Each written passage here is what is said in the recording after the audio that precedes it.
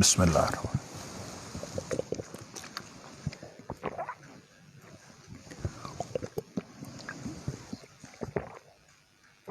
الحمدللہ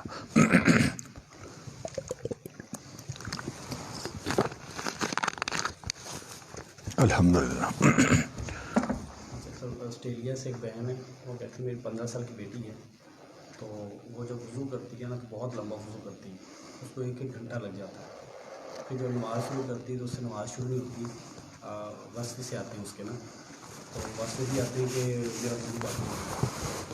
وضو کرتے ہوئے اس کو لگتا ہے کہ میرا وضو شاید مکمل نہیں ہو رہا، جب نماز بھی کھڑی ہوتی تو اس کو لگتا ہے کہ وضو باقی نہیں رہا۔ اس کا کیا حال ہے؟ بسم اللہ الرحمن الرحیم۔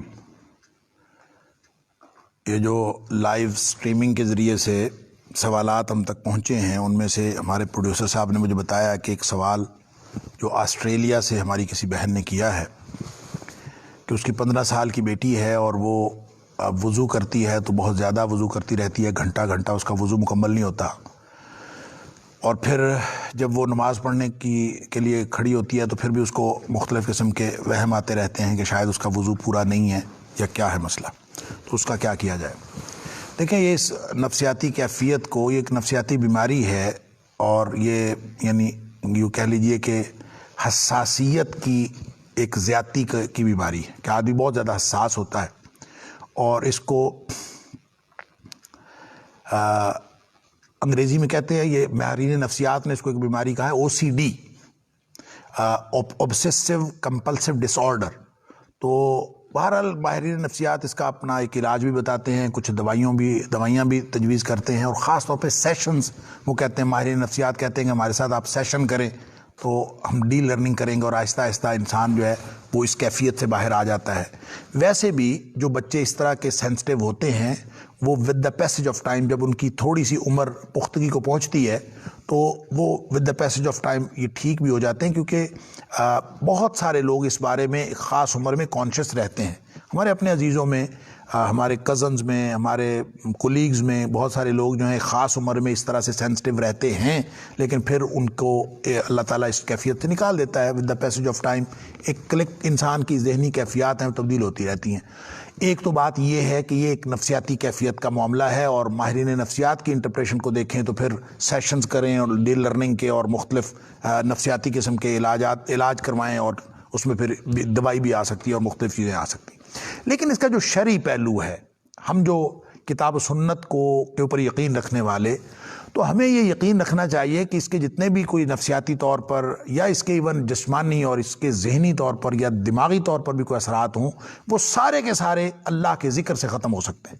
اللہ کا ذکر ان ساری نفسیاتی عوارض کا بھی علاج ہے کہ جن کو ہم سمجھتے ہیں کہ دوائیوں کے ذریعے سے یا کسی اور طریقے سے، کیونکہ ہو سکتا ہے کہ اس کا علاج دوائی میں ہو سکتا ہے اس کا علاج سیشنز میں اور ہو سکتا ہے کسی اور میں ہو، لیکن اللہ کے ذکر میں علاج ہے ہر چیز کا۔ مثال کے طور پر سورہ فاتحہ کو شفا کہا گیا ہے، تو سورہ فاتحہ میں ہر چیز کی شفا ہے انشاءاللہ، اور اس کو یہ یقین رکھنا چاہیے کہ اس میں شفا ہے۔ شہد کے اندر شفا ہے تو یقین رکھنا چاہیے کہ اس میں شفا ہے، قرآن نے کہا کہ اس میں شفا ہے، تو یہ ہمیں یقین ہونا چاہیے۔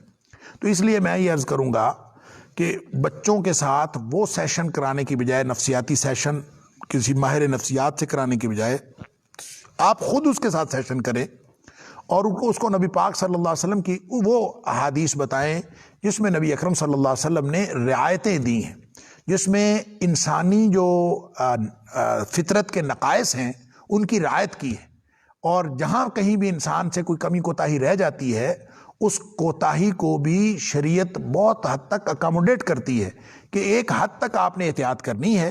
لا یکلف اللہ نفسا الا وسعها۔ دیکھیں، پرفیکشن کیا ہے شریعت میں؟ پرفیکشن یہ نہیں ہے کہ آپ کوئی کسی کامل نقطے تک پہنچ جائیں۔ کامل نقطہ وہ ہے جہاں تک انسان اپنی صلاحیتیں پٹ کرتا ہے۔ لا یکلف اللہ نفسا الا وسعها۔ جب انسان اپنی پوری ایفرٹ پٹ کر لیتا ہے تو وہ اس کا پرفیکشن کا لیول وہی ہے، گویا اس نے پرفیکشن کا لیول اچیو کر لیا۔ منزل مقصود پر پہنچنا یہ انسان کے ذمے نہیں رکھا گیا، انسان کے ذمے یہ رکھا گیا ہے کہ وہ اپنی کوشش پوری کرے۔ لہٰذا بچوں کو یہ بات سمجھانی چاہیے کہ آپ جو کام کر رہے ہیں آپ نے اس میں اپنی پوری کوشش کرنی ہے۔ پوری کوشش کیا ہے؟ نبی کریم صلی اللہ علیہ وسلم نے فرمایا، آپ نے جو وضو کا طریقہ بتایا جو حضرت عثمان غنی رضی اللہ عنہ نے روایت کیا اور صحابہ کرام نے روایت کیا، اس میں یہ ہے کہ آپ 3 دفعہ سے زیادہ نہیں کر سکتے. آپ 3 دفعہ دھوئیں گے، ایک عضو کو آپ 3 دفعہ دھوئیں. 3 دفعہ کس لیے؟ تسلی کے لیے کہ اس میں کوئی عضو خشک نہ رہ جائے، کوئی حصہ خشک نہ رہ جائے. جب آپ نے 3 دفعہ دھو لیا اور یہ یقین کر لیا کہ پانی سب جگہ پہنچ گیا ہے، تو اس کے بعد آپ اس کا معاملہ اللہ پر چھوڑیں. اگر کوئی بات رہ بھی گئی ہے تو وہ آپ کے ذمے نہیں ہے. یہ وہ نقطہ ہے کہ اگر اللہ کرے ہم اپنے بچوں کو سمجھا سکیں کہ اب اس کے بعد اگر کوئی چیز رہ بھی گئی ہے تو اللہ کے ذمے ہے، بھلے رہ گئی ہو، ہم نے اپنی کوشش پوری کر لی تو وہ پرفیکشن ہے.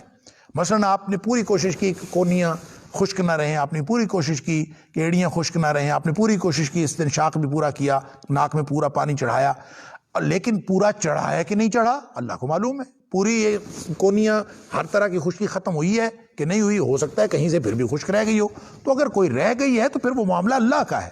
اس کی دلیل نبی اکرم صلی اللہ علیہ وسلم کا وہ طریقہ ہے جو آپ اکثر یہ کرتے تھے کہ وضو کرنے کے بعد آپ اپنے دامن پہ ایک پانی کا چھٹا مار لیتے تھے.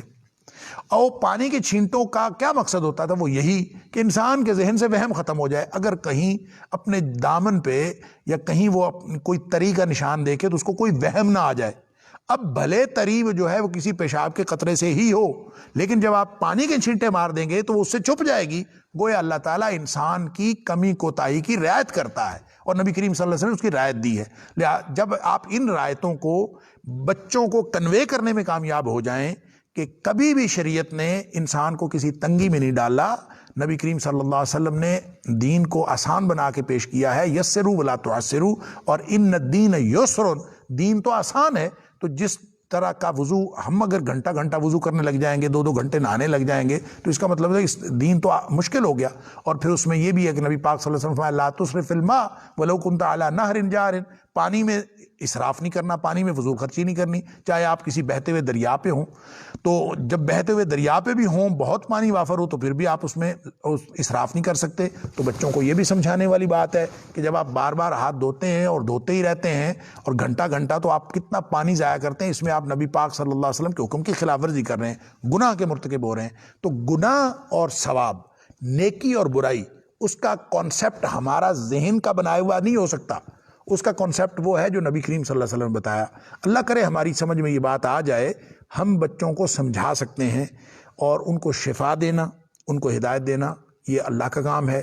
اور ان کو جو تھیراپی کی ضرورت ہے، جو ان کو سیشنز کی ضرورت ہے، وہ ضرورت ہے قرآن اور حدیث کے سیشنز کی. گھر کے اندر قرآن کا درس شروع کروائیں، بچوں کو قرآن کا ترجمہ پڑھائیں، احادیث کی کوئی کتاب شروع کروائیں. اور وہ جب آپ ان کو پڑھائیں گے تو نبی کریم صلی اللہ علیہ وسلم کی خاص طور پہ ان ابواب کا انتخاب کریں جن میں سہولتوں کی بات کی گئی ہے، انسانی فطرت کے تقاضوں کو اور اس کو رعایتوں کی بات دی گئی ہے، جہاں مختلف فطری انسان کے جو عوارض ہیں ان کی رعایت کی گئی ہے، جہاں آسانیاں دی گئی ہیں، جہاں بشارتیں سنائی گئی ہیں، جہاں انسان کے سارے ان عوارض کا خیال رکھا گیا ہے، وہ والے ابواب کا خیال کریں. تو انشاءاللہ امید ہے کہ یہ تھراپی زیادہ کام دے گی ان سیشنز سے جو سیشنز ماہرین نفسیات کرتے ہیں. آپ ان کو قرآن تھراپی سے، قرآن کے ذریعے سے ان کا علاج کریں. آپ نبی پاک صلی اللہ علیہ وسلم کے فرامین کے ذریعے سے علاج کریں. جب آپ قرآن ان کو سنائیں گے، قرآن کا ترجمہ شروع کر دیں گھر میں، حدیث کا کوئی چھوٹا موٹی کتاب منتخب کر لے، اس کا درس گھر میں شروع کر دیں، 1-2 حدیثیں انشاءاللہ. اور یقین رکھیں انشاءاللہ ہمارے پاس اور کوئی علاج نہیں ہے، یہی علاج ہے. اور اس کے ذریعے سے بچوں کی نفسیاتی کیفیات بھی ٹھیک ہوں گی، ان کے انشاءاللہ ایمانی سطح بھی بہتر ہوگی. اور آہستہ آہستہ یہ ویسے آپ دیکھیں اس بیماری کے پیچھے بچوں کا جو جذبہ ہے وہ بڑا ہی پازیٹیو ہے. اس پازیٹیو جذبے کو ایک حد دینے کی ضرورت ہے، ایک سطح پہ رکھنے کی ضرورت ہے. اور وہ سطح جو ہے اعتدال کی سطح سے تھوڑا سا بڑا ہوا ہے، اس کو اعتدال کی سطح پر رکھنے کے لیے آپ نبی کریم صلی اللہ علیہ وسلم کی سیرت کا مطالعہ کریں گے، صحابہ کرام کی زندگیوں کا مطالعہ ان کو کروائیں گے، اور قرآن پاک ان کو بار بار پڑھائیں گے اور سوچ سمجھ کر پڑھنے کی عادت ڈالیں گے. تو انشاءاللہ آہستہ آہستہ وہ اعتدال اور توازن کی سطح بھی حاصل ہو جائے گی جو اصل مقصود ہے. اللہ تعالی ہم سب کو اس اعتدال اور توازن پہ قائم رکھے، ہمارے بچوں کے، ہماری اولادوں کی بھی حفاظت فرمائے. واللہ اعلم. جی کوئی اور سوال ہے؟ جی. سوال یہ ہے کہ ایک خاتون کہتی ہیں کہ میری ایک دوست کے یہ دو رشتے آئے، ایک دور سے ہے، وہ بیمار ہیں، ایک دور سے ہے اور ایک قریب سے ہے۔ جو دور سے ہے وہ لڑکا با کردار بھی ہے اور اسے پسند بھی ہے، لیکن جو قریب سے ہے اس کا کردار اچھا نہیں ہے اور اس کو اتنا پسند بھی نہیں ہے، لیکن وہ اس لیے کرنا چاہ رہی ہے کہ چونکہ میں بیمار ہوں تو میں قریب رہ جاؤں گی، میں اتنا دور نہ جاؤں، تو کیا اس کو اس سے کر لینا چاہیے اور کیا اس کو اپنی بیماری بتانا ضروری ہے ان کے لیے؟ دیکھیں، سوال میں دو پہلو ہیں۔ ایک تو سوال یہ ہے، اچھا میں سوال دہرا دوں اپنے ناظرین کے لیے۔ سوال یہ آیا ہے کہ کسی خاتون کے لیے کوئی رشتہ آیا ہے اور دو مختلف رشتے ہیں، ایک رشتہ دور سے ہے یعنی دور جغرافیائی طور پر دور، اور ایک رشتہ قریب سے ہے۔ خود خاتون جو ہیں وہ بیمار ہیں، تو وہ یہ کہہ رہی ہیں کہ اگر میں قریب والے سے شادی کرتی ہوں تو میری بیماری کی وجہ سے اس کو مینج کرنا عملی طور پر زیادہ یعنی آسان ہوگا، اور اگر میں دور والے سے کرتی تو وہ مشکل ہوگا، لیکن دور والا جو صاحب کردار ہے، صاحب دین ہے، اور جو قریب والا ہے وہ کردار کے اعتبار سے اتنا اچھا آدمی نہیں ہے، تو کیا مجھے یہ پریفر کر لینا چاہیے اپنی اس سہولت کو ملحوظ رکھتے ہوئے قریب والے کو؟ ایک تو یہ سوال کا پہلو ہے۔ دوسرا پہلو یہ ہے کہ کیا میں اپنی بیماری کے بارے میں ان کو انفارم کرنا ضروری ہے کہ ان کو میں بتاؤں کہ میرے اندر کوئی بیماری ہے؟ تو دیکھیں، پہلی بات تو یہ ہے کہ بیماری کے بارے میں تو آپ کو بالکل انفارم کرنا چاہیے۔ دیکھیں، بیمار کوئی شخص تندرست بھی ہو اور شادی کرے اور پھر بھی بیمار ہو سکتا ہے، یہ ان لوگوں کو سمجھنا چاہیے جن لوگوں کے ساتھ آپ اپنی نسبت کرنے جا رہے ہیں، لیکن معلومات پوری دینی چاہیے۔ اگر وہ آپ سے معلومات لیتے ہیں تو آپ ان کو پوری معلومات دیں کہ یہ معاملات ہمارے ساتھ ہیں، اور کسی چیز کو چھپانا نہیں چاہیے۔ دوسری بات جو اس کا دوسرا پہلو ہے، جو اصل سوال آپ نے پوچھا ہے، اس میں یہ ہے کہ آپ جس چیز کو سہولت سمجھ رہے ہیں کیا وہ واقعی سہولت ہے کہ نہیں، اس کو اللہ جانتا ہے، آپ نہیں جانتے، اور ہو سکتا ہے کہ جو آپ کے خیال میں سہولت کا پہلو ہے کل کلاں اسی میں سے دقت اور تکلیف کے پہلو نکل آئیں۔ لہٰذا ان معیارات کو دیکھنے کی بجائے آپ ان معیارات کو دیکھیں جو اللہ اور اس کے رسول صلی اللہ علیہ وسلم نے ہمیں بتائے ہیں۔ نبی اکرم صلی اللہ علیہ وسلم نے خاتون کے بارے میں فرمایا ہے کہ 4 وجوہات کی بنیاد پر اس سے شادی کی جاتی ہے، اسی کو آپ قیاس کر لیں مرد کے حوالے سے، اور وہ 4 وجوہات کیا ہیں؟ آپ نے فرمایا کہ اس کی مال کی وجہ سے، اس کے حسب نسب کی وجہ سے، اس کی خوبصورتی کی وجہ سے، اور اس کے دین کی وجہ سے۔ تو پھر آپ نے فرمایا کہ دین کو پریفر کرنا، یعنی یہ مردوں کو کہا جا رہا ہے کہ عورت جو بھی ہے اس کو فدفر بذات الدین تربت یدا کا، کہ تیرے ہاتھ خاک آلود ہوں، دین والی کے ساتھ کامیابی حاصل کر۔ گویا دین کو ترجیح بنائیں گے تو پھر کامیابی ملے گی، وگرنہ تو شادی ہوتی قسمت پوری ہے، بعد میں پتہ چلتا ہے کہ اس میں سے کیا نکلتا ہے۔ مرد کے لیے بھی عورت کے لیے بھی، دونوں کے لیے یہ ایک رسک تو موجود ہوتا ہے، اور رسک کو انسان کور کرتا ہے اللہ پر توکل کر کے اور دین کو معیار بنا کے، اور ان معیارات کو ملحوظ رکھ کے جو نبی کریم صلی اللہ علیہ وسلم نے ہمیں بتائے ہیں۔ اسی طرح اس کے اپوزٹ ایک اور جو حدیث ہے کہ نبی کریم صلی اللہ علیہ وسلم نے فرمایا کہ اگر تمہارے پاس کوئی ایسا رشتہ آئے جس کے دین اور اخلاق سے تم مطمئن ہو، ممن تردون دینہ و خلقہ، جس کے دین اور اخلاق سے، صرف 2 باتیں ہیں، دین اور اخلاق سے آپ مطمئن ہوں، تو نبی کریم صلی اللہ علیہ وسلم نے فرمایا اس سے رشتہ کر دو۔ اگر تم اس سے رشتہ نہیں کرو گے، دین اور اخلاق بہترین ہونے کے باوجود تم اور معیارات کو سامنے رکھے رکھو گے، اور اس بنیاد پر کہ وہ دین بھی اچھا ہے، اس کا اخلاق بھی اچھا ہے، اور اس کے حوالے سے تمہیں کوئی مسئلہ نہیں ہے، باقی اور مسائل ہیں، تو نبی پاک صلی اللہ علیہ وسلم فرمایا الا تفعلوہ، اگر تم نہیں کرو گے نا، تکن فتنۃ فی الارض وفساد عریض، تو زمین میں پھر بہت بڑا فتنہ پیدا ہو جائے گا، وفساد عریض، اور ہر طرف بگاڑ پھیل جائے گا۔ تو یہ جو ہمارے معاشرے کے اندر معاشرتی بگاڑ پھیلا ہوا ہے، یہ بے سبب نہیں ہے۔ ہم نے کتنے رشتے کس معیار پر کیے، اور آج کل ہم رشتوں کا معیار رکھے ہوئے کیا ہوئے ہیں؟ کیا دین اور اخلاق کی معیار پر کتنے لڑکوں کے رشتے آتے ہیں جن کے دین اور اخلاق سے مطمئن ہوتے ہیں، لیکن بڑے بڑے دیندار فیملیز بھی، اور دیندار لوگ جو بچیوں کے باپ ہوتے ہیں، والدین ہوتے ہیں، وہ بھی صرف اس وجہ سے رشتہ نہیں دیتے کہ بچہ جی ابھی کمانے کے قابل نہیں ہوا، یا ہماری بچی ابھی پڑھ رہی ہے جو وہ ابھی فلاں ڈگری کرے گی تو پھر ہوگا۔ یہ جو ہمارے معیارات ہیں، یہ سارے کے سارے فتنہ اور بگاڑ پیدا کرنے کے ہیں۔ نبی پاک صلی اللہ علیہ وسلم نے فرمایا کہ اگر تم دین اور اخلاق والا دیکھ کر رشتہ نہیں کر دیتے تو پھر فساد اور فتنے کے لیے تیار رہو، اور فساد بھی ایسا ہوگا جو آل اوور ہوگا، سارے معاشرے کو ڈیٹیریٹ کر دے گا، بگاڑ میں مبتلا کر دے گا۔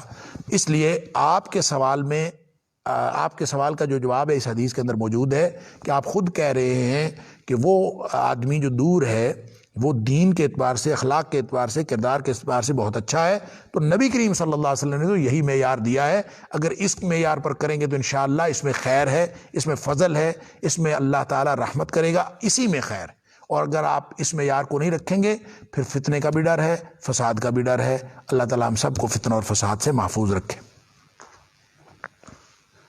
سوال یہ ہے کہ سورہ یوسف چل رہی ہے، تو ایک فلم بھی بہت زیادہ دیکھی گئی ہے، اگر یوسف علیہ السلام پر بنی ہے، تو کیا اس طرح کی فلمیں بنانا اور اس میں جو کردار ہیں وہ درست ہیں؟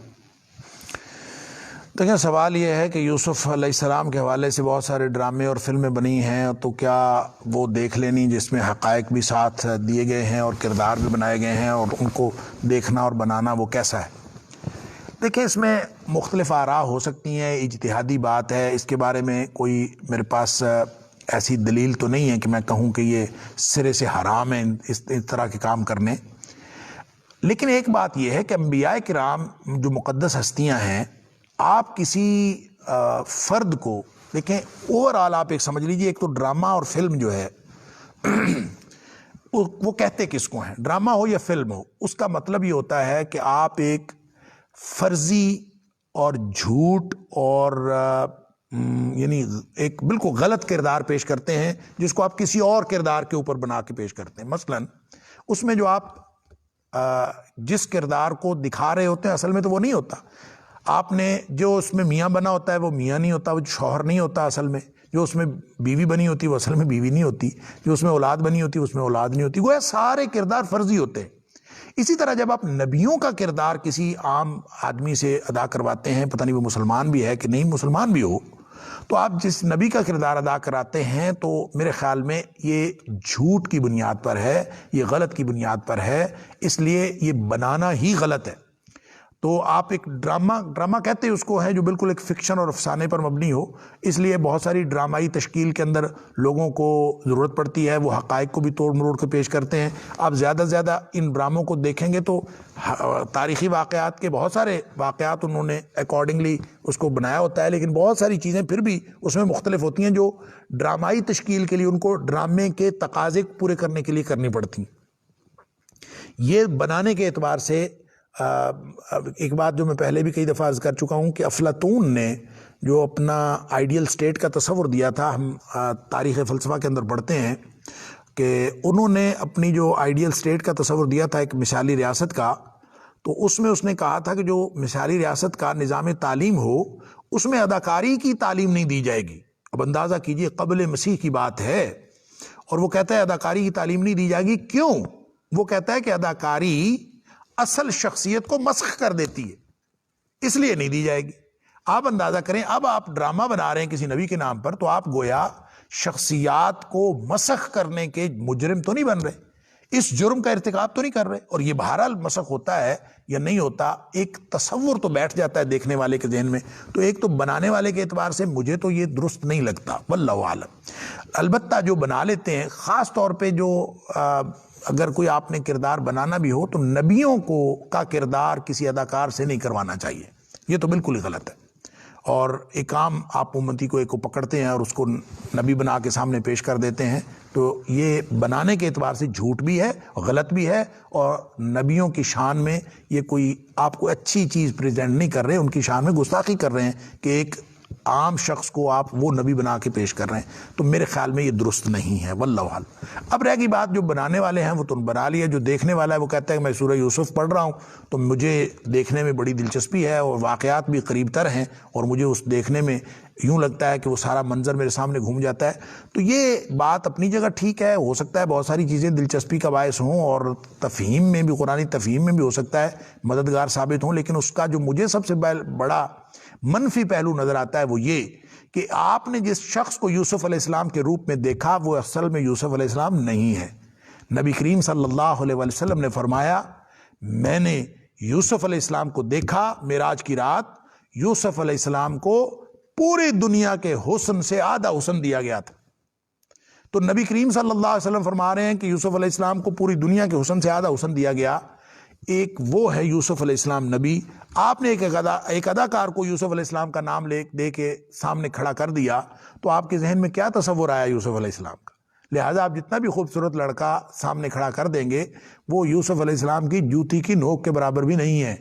تو آپ اس کو کس بنیاد پر یوسف بنا کے پیش کر رہے ہیں؟ تو اس کا منفی پہلو یہ ہے کہ آپ کے ذہن میں جب بھی آپ یوسف علیہ السلام کو پڑھیں گے تو آپ کے ذہن میں وہ خاکہ آنا شروع ہو جائے گا اس اداکار کا، نہ کہ یوسف علیہ السلام کا اصل. تو یہ ایک بہرحال میرے خیال میں اس کا منفی پہلو ہے. لیکن اگر آپ نفسیاتی طور پر اس پہلو سے بچے ہوئے ہیں تو مطلقاً اس کو اگر آپ تعلیم کی نظر سے دیکھتے ہیں اور صرف اس دلچسپی سے کہ اس میں قرآنی قصہ بیان ہوا ہے تو کوئی ظاہراً اس میں کوئی گناہ نظر نہیں آتا. لیکن یہ جو نفسیاتی طور پر آپ کو، آپ کے اوپر، آپ کے بچوں کے اوپر، یا جو بھی اس کو دیکھ رہے ہیں ان کے اوپر کیا اثرات مرتب ہو رہے ہیں، ان منفی پہلوؤں کو سے آپ کیسے بچ سکتے ہیں، میرے علم میں نہیں ہے کہ آپ ان سے کیسے بچیں گے. اگر بچ سکتے ہیں تو پھر دیکھا جا سکتا ہے، نہیں بچ سکتے تو اس کو کبھی نہیں دیکھنا چاہیے. میں ذاتی تجربے کے طور پر آپ کو بتاتا ہوں کہ مثال کے طور پر جس دن سے میں نے اردن میں اصحاب کہف کا غار دیکھا ہے، 2010 کی بات ہے غالباً، تو جب سے میں نے وہ دیکھا ہے، میں سورہ کہف پڑھتا ہوں تو میرے ذہن میں وہی غار آتا ہے. اب جو مورخین ہیں اور مفسرین ہیں وہ کہتے ہیں کہ ہو سکتا ہے وہ غار ہو، یقینی طور پر وہ والا غار نہیں ہے، ہو سکتا ہے وہ اردن والا ہو. یمن میں بھی ایک غار کا دعویٰ کیا جاتا ہے کہ اصحاب کہف کا غار یمن میں تھا، اور ایک غار جو ہے وہ ترکی میں ہے، اور یہ بھی دعویٰ کیا جاتا ہے کہ وہ ترکی والا غار ہے. پتہ نہیں اصل غار کون سا ہے. لیکن میں جب بھی پڑھتا ہوں، میں نے چونکہ صرف ایک ہی دیکھا ہے، اور میں جب پڑھتا ہوں سورہ کہف تو میرے ذہن میں تو وہ اصحاب کہف کا غار وہی آتا ہے جو اردن کے اندر ہے. اب اسی طرح سے جب آپ کوئی ڈرامہ دیکھیں گے اور اس میں یوسف علیہ السلام کا ایک کردار بیان کیا گیا ہوگا تو جب آپ قرآن پڑھیں گے تو آپ کے تو ذہن میں وہی کردار آئے گا جو شخص آپ نے اداکار کو دیکھا یوسف علیہ السلام کے روپ میں.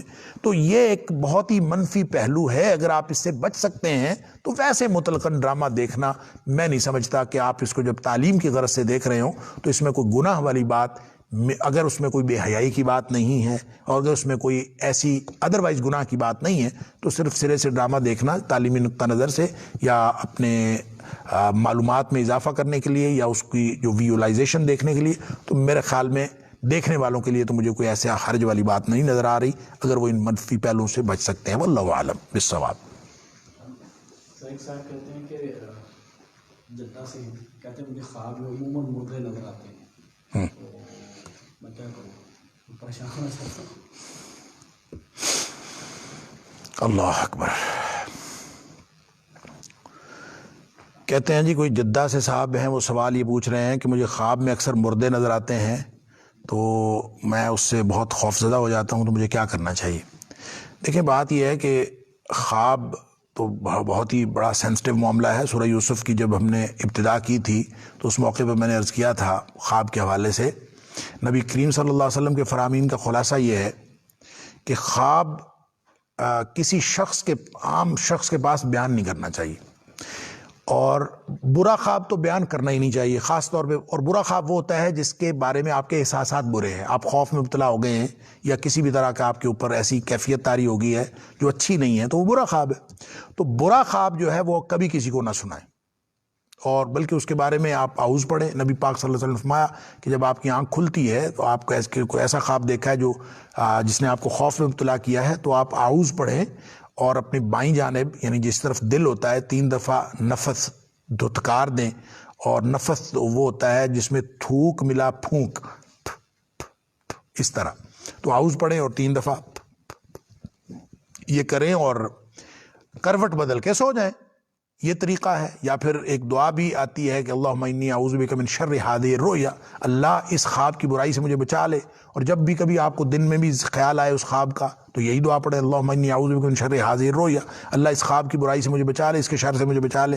تو کسی سے بیان نہیں کرنا چاہیے. جو اچھا خواب ہے وہ بھی نبی پاک صلی اللہ علیہ وسلم نے فرمایا کہ ہر کسی کے سامنے نہیں بیان کرنا چاہیے سوائے الا حبیباً اور لبیباً، یا تو کسی دوست کے پاس بیان کرو یا کسی عقل مند آدمی کے ساتھ بیان کرو. خام خواہ ہر کسی کے پاس بیان نہ کرو، اس لیے کہ خواب جو ہوتا ہے اس کے بارے میں نبی کریم صلی اللہ علیہ وسلم نے ایک مثال دی، آپ نے فرمایا وہ ایسے ہے جیسے اڑتے ہوئے پرندے کے پنجے میں پکڑا ہوا پتھر ہے، وہ کسی بھی جگہ گر سکتا ہے۔ تو جب آپ نے تعبیر کر دی تو گویا وہ گر گیا پتھر، اس کے وہ پھر خواب اسی طرح کا ہو جاتا ہے جس طرح کی وہ تعبیر کرتا ہے، خواب اسی طرح کا ہو جاتا ہے۔ اس مراد یہ ہے کہ خواب دیکھنے والا اسی طرح سوچنا شروع کر دیتا ہے، تو جس طرح کی اس نے تعبیر کی ہوتی ہے۔ اس لیے اچھا خواب بھی ہر ایک کو نہیں سنانا چاہیے، اور برا خواب کسی کو سنانا ہی نہیں چاہیے۔ اور آپ نے جو سوال پوچھا ہے کہ مجھے کیا کرنا چاہیے، اعوذ پڑھنا چاہیے، دعائیں کرنی چاہیے، اللہم انی اعوذ بک من شر ھذہ الرؤیا۔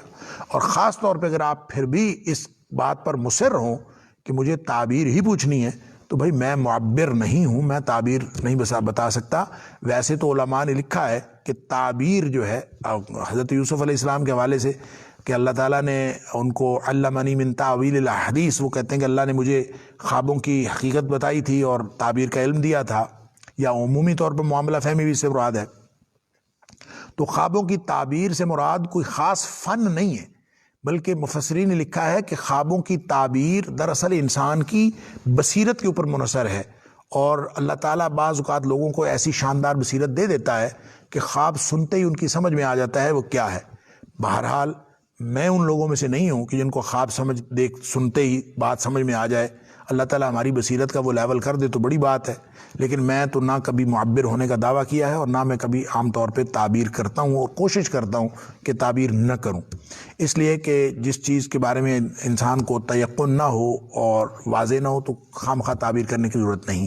یہ بھی ان چیزوں کی بات ہے جو اچھے خوابوں کی تعبیر ہوتی ہے، جو برے خواب ہیں ان کی تعبیر کرنے کی ضرورت ہی نہیں ہے۔ آپ مردے دیکھتے ہیں یا آپ مردے جانور دیکھتے ہیں، جس بھی خواب کے بعد آپ کے دل میں خوف محسوس ہوتا ہے وہ خواب اچھا نہیں ہے۔ جب وہ اچھا نہیں ہے تو آپ کسی پاس ذکر ہی نہ کریں۔ آپ کہیں کہ شیطان نے حملہ کیا ہے، شیطان کے خلاف آپ کے پاس فائرنگ کیا ہے؟ اعوذ ہے، اعوذ باللہ السمیع العلیم من الشیطان الرجیم من ہمزہ ونفخہ ونفثہ، یہ پڑھ لے، یا سمپلی اعوذ باللہ من الشیطان الرجیم پڑھیں، دل کی طرف دھتکاریں، جب بھی خیال آئے اعوذ پڑھیں، اور پھر اللہم انی اعوذ بک من شر ھذہ الرؤیا پڑھیں۔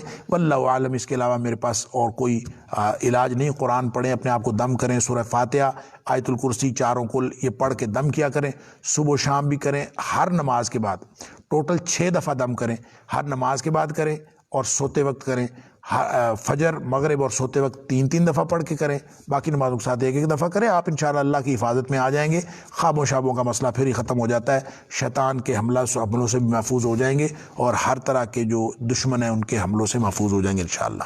واللہ اعلم بالصواب۔ مکمل ہو گیا جی؟ کر لیں سوال، میرے خیال مکمل ٹائم تو ہو گیا، لیکن کر لیں سوال۔ قبر میں سوالات کون سے ہوں گے؟ اس میں کیا اشکال ہے؟ بڑا بنیادی سا سوال ہے، اور بہرحال میں اس کو بچوں والا سوال تو نہیں کہتا، ہے تو بڑوں والا ہی سنجیدہ سوال ہے، لیکن کیا کسی کے پاس اتنی معلومات بھی نہیں ہے، یہ حیرت کی بات ہے۔ کیا پوچھنے کا مقصد کوئی اور ہو سکتا ہے؟ پوچھا گیا ہے کہ قبر میں جو سوالات ہوں گے وہ کون سے ہیں۔ دیکھیں بہت ساری احادیث ہیں، ان کا جو خلاصہ ہے کہ وہ یہ کہ 3 سوالات ہوں گے۔ ایک سوال یہ ہوگا تیرا رب کون ہے، ایک سوال ہوگا تیرا نبی کون ہے، اور ایک سوال ہوگا تیرا دین کیا ہے۔ بعض روایات میں یہ بھی آتا ہے کہ نبی کریم صلی اللہ علیہ وسلم کے بارے میں پوچھا جائے گا کہ اس شخص کے بارے میں آپ کا کیا خیال ہے، ما تقول فی ھذہ الرجل یا فی ھذا الرجل، اس آدمی کے بارے میں آپ کیا کہتے ہیں۔ اس سے بہت سارے لوگوں کو یہ خیال ہوا ہے اس کی تشریح میں کہ نبی کریم صلی اللہ علیہ وسلم کی شبیہ دکھائی جائے گی اور دکھا کے پوچھا جائے گا کہ اس کے بارے میں آپ کیا جانتے ہیں، اس کے بارے میں کیا خیال ہے۔ بعض نے کہا نبی کریم صلی اللہ علیہ وسلم خود تشریف لائیں گے وہاں ہر ایک کی قبر میں۔ اب یہ ساری باتیں، اس کا کوئی ثبوت نہیں ہے کہ نبی پاک صلی اللہ علیہ وسلم قبر میں تشریف لائیں گے یا ان کے بارے میں اس طرح سے پوچھا جائے گا، لیکن اس سے احتمال ہے، اس طرح کے جو الفاظ ہیں کہ ان نبی پاک صلی اللہ علیہ وسلم کے بارے میں بھارت پوچھا تو جائے گا کہ ان کے بارے میں آپ کا کیا خیال ہے، تو دکھا کے پوچھا جائے گا، ملا کے پوچھا جائے گا، یا ویسے ذکر کر کے پوچھا جائے گا، یہ اللہ کو معلوم ہے۔ ساری باتیں اپنی جگہ ٹھیک ہو سکتی ہیں۔ کل کی بات کیا ہے، یہ متشابہات میں سے ہے، ہم اس کے بارے میں کوئی حتمی تعین نہیں کر سکتے، لیکن جو نبی پاک صلی اللہ علیہ وسلم نے واضح طور پر ہمیں بتایا ہے وہ 3 سوال ہیں۔ مر رب کا تیرا رب کون ہے، من نبیوں کا تیرا نبی کون ہے، اور ما دینوں کا تیرا دین کیا ہے۔ سوکھے سوکھے سے سوال ہے، لیکن ان کا جواب جو ہے وہ رٹنے سے نہیں آتا۔ آپ اگر رٹ لیں جواب کہ ربی اللہ، دینی الاسلام، نبینا محمد صلی اللہ علیہ وسلم، اگر آپ یہ رٹ لیں تو کیا آپ رٹنے سے ان سوالوں کا جواب دے دیں گے؟ سوال ہی پیدا نہیں ہوتا۔ ان سوالوں کا جواب کردار سے بنتا ہے۔ انسان جس طرح کی زندگی گزارتا ہے، اگر دین اسلام کے مطابق زندگی گزاری ہے پھر جواب آئے گا کہ میرا دین اسلام ہے۔ اگر نبی کریم صلی اللہ علیہ وسلم کی سنت کے مطابق زندگی گزاری ہے پھر وہاں پہ جواب خود بخود آ جائے گا کہ میرے نبی اکرم صلی اللہ علیہ وسلم ہے، محمد کریم صلی اللہ علیہ وسلم۔ اور اگر اللہ کے حکموں کے مطابق زندگی گزاری ہے تو پھر وہاں پہ خود جواب آ جائے گا۔ عربی سیکھنے کی بھی ضرورت نہیں، عربی نہ بھی آتی ہو تو جواب آ جائے گا اگر زندگی اللہ کے حکموں کے مطابق، نبی پاک صلی اللہ علیہ وسلم کی سنت کے مطابق اور دین اسلام کے مطابق گزری ہوگی تو۔ لیکن اگر زندگی اس کے مطابق نہیں گزری تو پھر سوال آپ جتنے مرضی رٹتے رہیں اس کا کوئی جواب نہیں بن پڑے گا۔ اللہ تعالیٰ معاف فرمائے، یہ بڑا ہی مشکل معاملہ ہے۔ میں ایک عملی طور پر اس کا مشاہدہ کرتا ہوں اور مجھے ہمیشہ قبر کے سوال یاد آ جاتے ہیں کہ ہم جب وائبہ کرتے ہیں ایم اے اسلامیات کا تو اس میں عام طور پہ ہم کوئی نہ کوئی دعا پوچھتے ہیں، اور اس میں مختلف دعائیں بھی ہیں کورس میں۔ تو جب ہم دعا پوچھتے ہیں تو کوئی ایک دعا ہم پوچھنا شروع کرتے ہیں تو باہر جا کے وہ جو انٹرویو دے کے جاتا ہے، وائبہ دے کے، وہ باہر جا کے بعد میں جن کی باری ہوتی ہے ان کو بتاتا ہے کہ وہ یہ والی دعا پوچھ رہے ہیں، تو وہ پھر جلدی جلدی دعائیں یاد کرتے ہیں باہر کھڑے ہو کے بچے۔